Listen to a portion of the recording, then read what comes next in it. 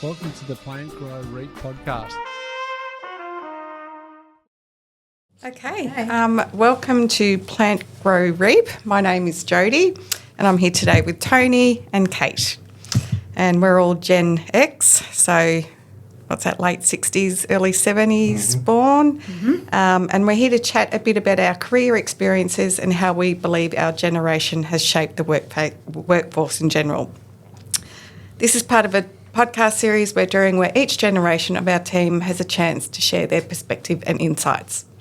So to get started, can you introduce yourself and tell me about your current role at X Aintree Group and a bit of background about your career leading to this point? Tony. Well, hi, my name's Tony. I am the Lending and Finance Manager for X Aintree Group. My background, well, it's varied. My younger days, I worked at Kodak on the process line out in Coburg. Yep.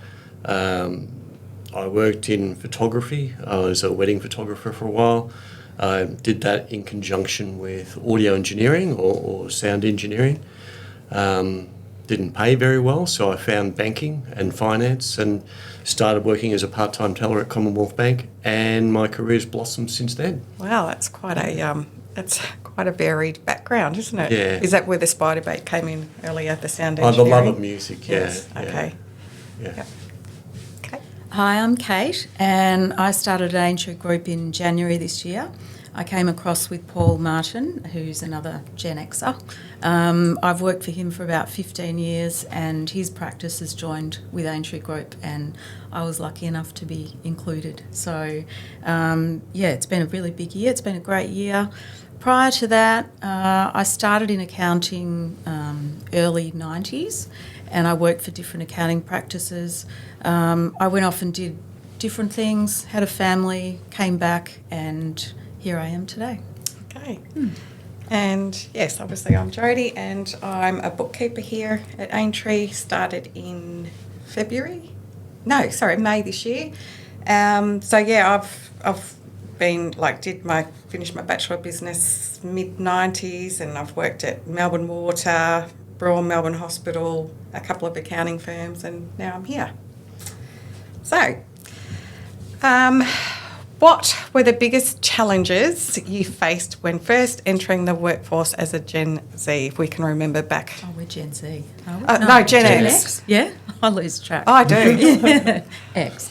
I think it was entering the workforce without any formal qualifications. So you're still studying at uni, you're not formally qualified in anything, and you don't have the experience either. So you enter the workforce hoping that your employer has some faith in you and you demonstrate your ability, and then your career sort of grows from there.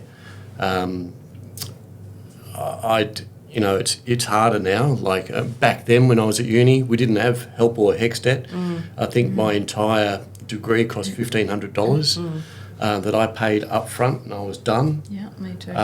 So it was a lot easier if you had the determination to study. Yeah. And just finding your way in life was harder because, well, for me it was because my parents didn't entertain tertiary education. They thought that was a waste. Get into the workforce. That's what's going to make you money. And I suppose particularly being male, or was it you just go into a trade, or was it a bit of that as well? Do a trade. I started at Kodak because you didn't need any qualifications to print photos. Yeah. So that was easy, but it was boring. So they were the challenges, is trying to get an employer to have trust in you without the formal piece of paper that says you have the abilities to do this job in theory. Yeah. Anyway. Yeah. I think we were just really raw. Like there was no internet, there was no information, so you turn up at a workplace, and you just had no idea what you're working into. And I'm trying to think back to my first work out of uni. Well, actually, you have your it's like a work experience here in uni, so you could go out, and then I stayed on as a full-time employee and finished my degree after that. But that was 95. There was were we still just doing it? I can't remember. How were we doing our accounting work back then? Was it just ledgers, literally, right? And a listing machine, and like a listing machine. Did you have one of them? Oh no, don't think so. We had them at the bank because we Did didn't you? have calculators, Oh, that'd be different to accounting. Yeah. Yeah. And clients would bring in their big cash That's- books. yeah. And, like you're just working off Yeah. paper. And there were still There was- people smoking in their office. Yes, that I really remember that. Yeah. Yeah. You come home at the end of the day just stinking of Yeah. cigarettes. Yeah. Whether you're a smoker or not. Yeah. Yeah, that was a big part of the workplace. Yeah, and then what Yeah. year did we sort of get the really boxy computers that we have to, and it was just one, it was just this like a little TV on your, Yeah. like, and how did Yeah. we even make those work? Like, Yeah. I just can't remember. Yeah. We were full of practical jokes. When I entered the banking industry, we were full of practical jokes. The managers in different banks would say, like my first day, I was sent from Commonwealth Bank to NAB to get a verbal agreement form.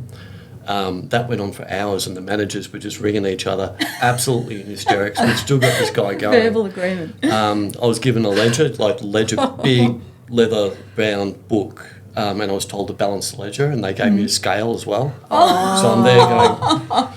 That's so mean. That is so mean. But you can't do that now, No. but it was a lot of fun. Yeah. back Yeah. then.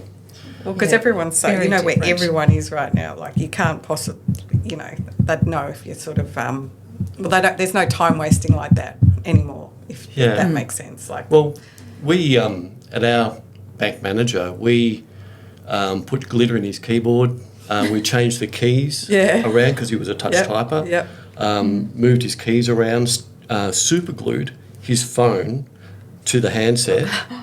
So when he picked it up, he hit himself in the head and stuff. Like, it was a lot they of were the fun. good old days. Yeah. They were. It was a Yeah. lot. It was just a lot more, just fun. I think. It was fun. Yeah. Yeah. It was more formal as well, though, or definitely in accounting. Well, you I think knew your place, The that's for sure. workplace, it was very structured. And the one thing that I remember is the way we had to dress, Yeah. particularly as women. Yeah. Had to have the suit on. Yeah, couldn't wear trousers. No. I remember getting, not told off, but being told, can you please wear pantyhose? Yeah. I think I was. Imagine that happening yeah, now. I know. It's just, We had Really like a folder of dress code, how much makeup you can wear, where your piercings should be, if Yeah. you've got them at all. Men weren't allowed to have facial hair. We had to have a tie. No Yeah. tattoo showing No either. tattoo I showing. remember, whereas now it's like that person has So got you're something on. robbed You of haven't got anything on your self-expression, arms. yeah. yeah. So Yeah.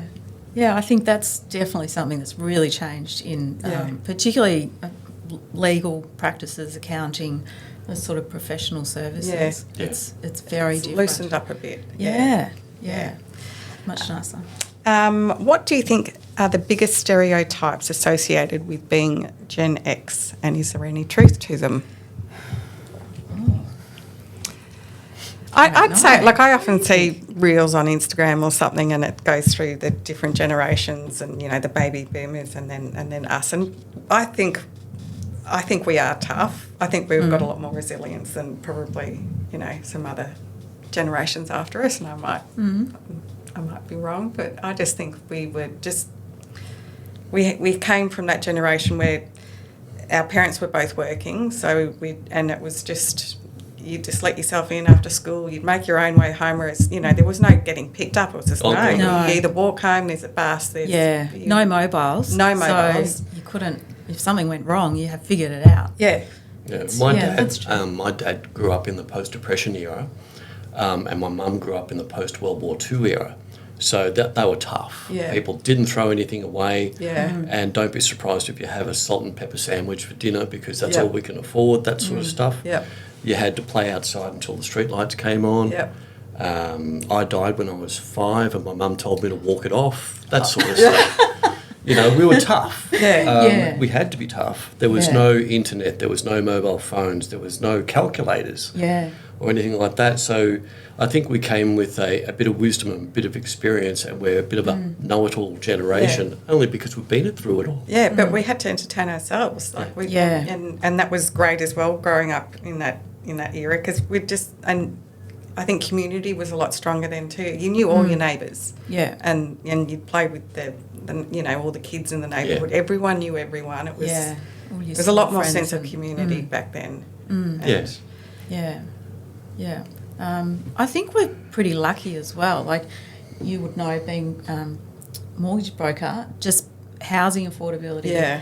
It was achievable. Like in the 90s, you could scratch together a deposit and have a reasonable sized mortgage, whereas now I think it's pretty tough. Yeah. It is definitely For people tough. in their 20s starting off, they've got these huge HECS debts, and then they're looking at borrowing more. Like, it's pretty daunting, whereas we really didn't have to worry about that. Yeah, but I think on a step, when we bought our first, well, I know when I bought my first house, I bought something reasonable that would climb in value over time, a debt that I could manage. I didn't have credit cards, I didn't have personal loans, but we did have to have 20% of deposit. Yeah. There was no mortgage insurance or anything like that.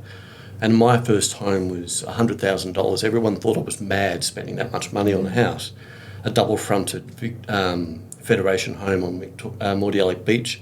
100,000, that's insane. That's What year was insane. that? Or approximately? 87. Yeah. 87. That would have been quite steep, yeah. 17%, and people go, well, it's all Yeah. relative. We all earn more. I took home $300 a week back then. So my first coffee table was an upturned milk crate because that's all I could afford. But you learn from that and you grow. But it was definitely easier back then, I think. There was more property around than now, like the current generation has got. HECS debt, which is a major inhibitor of affordability. Yeah. Your affordability now is heavily scrutinised, where back then, when I looked at a home loan statement, I'm looking for anything you haven't told me. Now we're counting the number of coffees you have. Yeah. Yeah. It's insane. And that's the thing, and Yeah. because the younger generation now, I mean, it's everyone lives their lives online, and they want to look like they've got the best and the latest and greatest. So that's where like credit card debt comes in, because they're trying to always like have this standard of. There's a FOMO element to Yeah. it, where my friend's got that, and I want to live the same as my friend, otherwise I'm not as good as my friend is, and you're constantly competing with people you don't need to compete with. Yeah. Yeah. Whereas we wouldn't know, like back in that, no one took a photo of their house or their Yeah, it's the interior to go, visibility. oh, look at how Everyone's good this is. It was lives. just, no one knew. It was Yeah. and Yeah. there wasn't just that expectation to have these beautiful, styled homes and everything. So, yeah. Yeah, very different. How do you think our generation's approach to work and or leadership differs from younger or older generations? I think we were more formal historically. Like, that was basically our training, or it was in accounting. Did we still call our bosses Mr. and Mrs.? Was it, or is I that a didn't. little bit? Yeah, that's I probably didn't know. predates us, maybe. Not that old. I don't know. What do you think, Tony? That's a hard one. Look, I don't know if it's maturity or experience or having been a leader in previous roles and things like that. What I do is not a job. What I do is what I do, who I am. I invest myself into the job that I have as part of my career. And if I've got something pressing that I have to focus on, I'm not going to look at my watch and go, well, it's 4:30, I've got to go. I'll do the job, then I'll go home. And I know I'm not going to get paid for it, but it's what you do. And I'm not saying other generations don't do that, but your approach to it is mature, it's focused. You hopefully at our age have got the experience to do well in your role and be quite sharp, make the occasional mistake and be picked up on that, and importantly, accept feedback, positive and negative, I think is quite important. So when you're positioned to receive negative feedback, take it on as a learning for yourself, rather than be offended that someone's having a go at you. Yeah. And do you think that's more of a younger generation, that they get a bit offended, or... I'm not going to Am I name a opening up a generation. Pandora's box? I'm not going to name a particular generation because I think everyone has a passion for what they do, otherwise they wouldn't do it.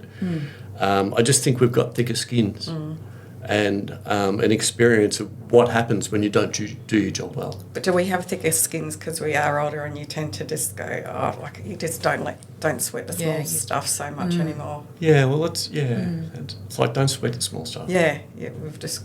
Is it going to ruin your life? Yeah. Is your boss going to appreciate you spending an extra 15 minutes on finishing a job before you go home? Well, definitely. Are you going to expect praise for that? No. That's us. Though. But that's also, I think, like as being mums, and you see even younger mums now and the constant praise that they heap on their children just for doing the smallest thing. It's just, and like even like kids in kindergarten having graduation ceremonies and all this kind of stuff. And I just think we're just creating this generation just needs constant praise and constant approval and reassurance that it shouldn't. I don't know. Do you think like that as well? Yeah, I do. I definitely think there's the helicopter parent is alive and well, and we were certainly not. Not the way we were brought up. No, and I don't think I was really a parent like that. No, I tried not to be. Yeah, but I definitely think that's creeping in more and more. Definitely. Yeah. Have you felt the need to adjust your work style to align with generational expectations? Well, I'd worked for Paul for about 15 years and it was pretty much just the two of us. So coming in here for me and working particularly with a lot of young people, I have absolutely loved. It's really just been a real eye-opener as to how that younger generation communicates and works. And, they've actually taught me a lot about how to work in a place like this. So I'm always so pleasantly I've loved surprised by how empathetic they are. Very, very in touch with their emotions and good communicators. Yeah, great communicators. Yeah, I've had the same. Experience. So probably if anything, I've had to open up a little bit and take it on. I agree. I think though that there is occasions where, say, the Gen Zs of the world, they live by their phone. They get immediate responses from Google if they've got a question. They are sharing information at a faster pace than we ever could because we didn't have phones. We had a push bike and that was about it. So the expectation on us is from a younger generation is I need the information and I need it now. Right now. Yeah. Their patience isn't as great as ours probably. Yeah. But thankfully we work with very professional millennials and Gen Z. No, we've got the cream of the crop. Yeah, I'm certainly learning like things I've never claimed to be a very great with technology, and they're like they can just do things. It's incredible. Like I can learn a lot from them. Have you noticed any distinct generational values or priorities in the workplace? I know I have, which is they're very tolerant and accepting of everyone, no matter gender, anything. Like I love that. I think very respectful. Yeah. Yeah, it's hard having a millennial daughter where we'll have the meltdown and I have to be quick and swift to try and turn that situation around, and it could be for the colour of a dress or the way someone looked at them or whatever it is. But being able to understand that emotions can sometimes be fragile, that it's not like when I was growing up, it's like suck it up, princess, have a cup of concrete and move on. Yeah, exactly. You couldn't, can you imagine saying that here? No. Yeah. Oh my God. No, but I also can't imagine some of the problems I've got two teenage daughters, they come to me with. And I know if I had said that to my mum or dad, it just, I'd like, oh, come on, Jodi. Like, just either, get on with it. Just, But I do think they're a little bit more in their heads than what we were, if that makes sense. They do tend to feel things, or they process their emotions differently. I think there's nowhere to hide. Like you are so visible. You're always, no matter where you are. Like even Snapchat, that map thing, that amazes me. How like they know all Yeah. over the world where someone is. Oh, my daughter You just Tess can't has get got, away. there's a thing called streaks on it, and I don't know. And I'll just see her, and she just takes a quick photo. It could be of her eyebrow, and but they've got these streak things, and they go. It's been going on for years, Yeah. and they can't miss it. Like, Yes. Yeah. Oh, yeah. The daily thing. yeah. What's the point? Yeah. Yeah. So that's So just that constant pressure of having people watching you and knowing what you're doing. I know. I think that would make me a little bit fragile they as relish well. in knowing where everyone is, and everyone knows where they are. I Yeah. can't think of And what anything you're missing worse. out on, and who's there and who's not. Like, they certainly couldn't get away with anything because everyone knows where they are at every single second of the day. Yeah. Can't think of I see a anything lot worse. of Yeah. Yeah. every 5 minutes. Yeah. You know, if I did that to my wife, she'd go, "Is there something wrong with you? What's wrong? What are you showing me?" I don't think COVID helped either. The No. isolation haven't from gone friends there and yet. family, Yeah. going and finishing your final year of high school in isolation has to disrupt your sense of self-worth and your sense of needing that urge for validation, whether Yeah. it comes from family or externally, which prior to COVID probably wasn't as prevalent, because we saw our friends and it was okay to say, "You look nice today," and not get offended by that. Yeah. You know, I don't know, it's just odd. Yeah. Yeah, I know. I think we're still seeing the effects Yeah. of that isolation. Yeah, And, definitely. Yeah, so I think Sophie, your daughter, finished She was high year school 12 at home, basically. Yeah, and my Yeah. youngest was grade 6 at home. So, they missed out on a lot. Yeah, they did. I think every age group in some way missed out on something. Yeah. But school was definitely really difficult. Yeah. Next question. What have you learned from working with other generations, which we've Sort of covered it, haven't we? already discussed that. Yeah. What do you admire most about other generations in the workforce? Oh, we've kind of covered that as I well. know, We've I know. covered the younger Yeah. people. Older. There's not many older than us. No, we're just about We're that. top of the tree. We're bringing the average age of Aintree Group right up. Yeah. Yeah. What do you admire most about other generations in the workforce? Or did I just read that one already? Yeah. Sorry. What advice would you give to someone just starting their career today?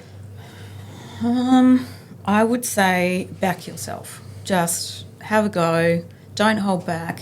If you want to do something, give it a go, and get the right people around you. Find the right employer who suits you, and just have a crack. Yeah. And I always say to my girls, manners, and just be pleasant. I just think that's also such a huge thing. It's it just goes so far to be just willing to help and pitch in. I think that's what. My dad used to say to me, if you do what you love, you never work a day in your life, and we've all heard that saying. But if you do what you love, you put 110% into what it is that you're doing.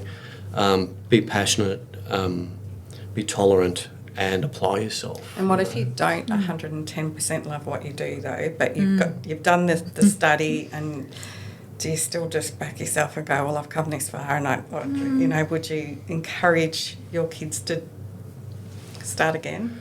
Yeah. Yep. Yeah. I started again. Yeah. And I don't look back with regret because it was an experience for me. I've got a qualification that I'll probably never ever use, but it is handy if someone says, "Can you set up my surround sound?" and stuff like that. I'll keep that in mind, actually. Yeah. That if it's not working or if it's broken, fix it. And if that means taking that big step into a career change, so I'm moving back with mum and dad because I can't afford to pay the rent anymore. Or but would you go for another HECS did? I mean, you can. There's some obstacles in the way. There are, yeah. I think though our age, we did, you're probably an exception. I think that a lot of people did. They were on a chosen path, and if it didn't work out, it was a case of just suck it up and keep going. We didn't change employers. No. That regularly. No, I don't long think. service leave was a lot more common back, in the 80s and 90s than now. It's not very common for people to get long service leave these days. I think younger people are are very open to change. Yeah. And maybe it's because there is so much information out there, like everything's accessible, Yeah. and they've got a lot more resources to make decisions. And they just won't tolerate not being happy, really. No, They're which is so good. Yeah, it is. Yeah. Yeah. Yeah. Okay. Finally, because we all know Gen X had the best music, and there will be I will not take any further suggestions at this time. What were some of the best concerts you went to back in the 80s, 90s? I remember going to Sydney Minor Music Bowl, listening to Australian Crawl, Cold Chisel, and there was another band as well. That it was just you sit on the grass and you listen to music, and it was quite innocent. There was no alcohol or anything like that, but it was Australia Crawl's last concert.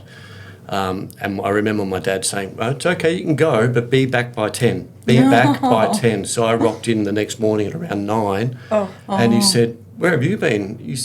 But I'm back before 10. Oh, nice one. 12 I hours like later. that. You know, live bands back then, I think I saw Simply Red, and it was, for those that don't know, that's was a good band in the day. $20. Yeah. I saw Bon Jovi, Slippery When Wet. Yeah, I saw that. That was $40. That was outrageously priced. Yeah. So he was swinging off things like cables and... And that's the thing, They how did are like the amazing. young kids now afford all these concerts? Because it's... Yeah, 200 plus. Oh, and that's if you're up in the nosebleeds. Yeah. You know, it's crazy. Yeah, yeah. I went to Transvision Vamp at Festival Hall. I love Festival Hall. Yeah, it was such a good good. venue, and I was so close to Wendy James, the lead singer. Who, Yeah. you know, and I could almost have just. There was no, Yeah. you know, it was just. Yeah. It was great. And that's what I Yeah. saw, and I'm very happy to say I've seen Rick Astley. Rick Astley. You know, never going to That give you came up. on Tuesday when we were making sandwiches. So, so the I concerts saw back in those days. In Excess at Festival Hall. Yeah. Oh, I saw it. I went to The that. swing tour. Yeah. Yeah. I just remember it so clearly. Yeah. Yeah, it was a very long time ago. I went and saw Madonna at the MCG. I think the one and only time she's been here. Yeah. So, Yeah. It's a good one. we were certainly spoilt with music. Yeah, we I were. think A lot there of were pubs songs you too. could sing along to in the Yeah. car. They had some meaning. I know modern music does have meaning as well, but there's a lot of la la la la la, and that's a whole chorus. Yeah. Whereas, like Flame Trees by Cold Chisel, Yeah. it's quite an emotional song. Fleetwood Mac Yeah. and with Queen. There was just Yeah, so much. Yeah, and my we'd have our daughter's- cassettes. yes. I love my little Yes. cassette player. Yeah, then we used and to I- have, get the top 8 at 8 and they'd start playing Yeah. it, Oh, yeah. and then you'd try to record it, you're waiting for the Record. announcer to stop talking and Yeah. then press record, because that was the Exactly. only way we could hear it Yeah. when we wanted to. There was Yeah, a Casey and the Kasem. Yeah. Oh, yeah. Oh, my American goodness. Top 40. Yeah. Yeah, on some Sunday night. American Top 40. Yeah, And then that we was had good. Countdown with Molly Meldrum. Yeah, we Yeah. watched that on Saturday night. Oh, there was a special it or was something, really, yeah. really good. Yeah. And then Saturday Flashbacks. nights was just hey hey. Yeah. that was about it. That was our weekend. Yeah. Yeah, there was not much, was there? No. No, until videos came in. Yeah. And you could go down to your local video store. Go to Blockbuster. Yeah, Blockbuster. Was it Beta or VHS? Yeah. that was Yeah. a big thing. Yeah. You went to someone's house. Yeah. And now. That's about it, wasn't Yeah, it? yep. CDs came in. That was CDs. big. That was huge. CDs coming in. Yeah. My first one was Belinda Carlisle. Was Runaway it? Horses. First CD. Oh, dear. Mine was Kids in the Kitchen. Oh, yeah. I've seen them in concert. Yeah, I have too. Yeah. So, yeah.